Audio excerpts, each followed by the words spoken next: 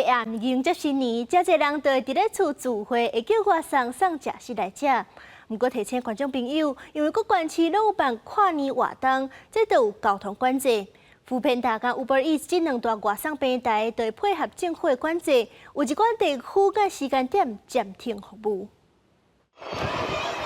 为着要迎接2025年，有的民众会想要去看跨年烟火，有的民众拍算招亲情古早伫厝里叫好了来庆祝，也毋过拍开外送平台 App 会当发现，为着配合各地跨年的交通管制，扶贫达 Uber Eats 这两间外送平台拢有发布暂时停止外送的服务。没有住很远，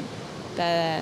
然后东西先买好就可以了。 不是有报说跨年好像要停，就是管制，所以可能有些地方是不能送的，对，所以就想说，那干脆出去吃，然后就是感受一下节日的感觉。像扶贫达台北地区市府公告第3阶段交通管制区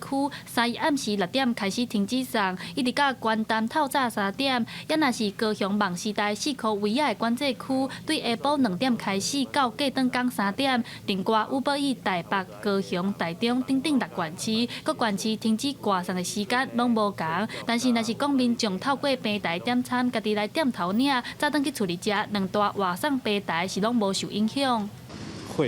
会有选择性，就比较不会去避开去接这附近，或者送到这附近这样。没有办法进来，我们就没有办法接单，那整个都会停住，所以影响非常大。店家表示，跨年暝生意常常较好，停止外送服务有影是加减影响到生意。不过外送人员表示，为着县市政府配合交通管制，嘛避免民众等几半晡等无物件来。针对平台这项决议是真支持。外送平台业者表示，伫咧各地交通管制结束以后，会恢复正常外送。记者戴阿选、曾俊佑台北报道。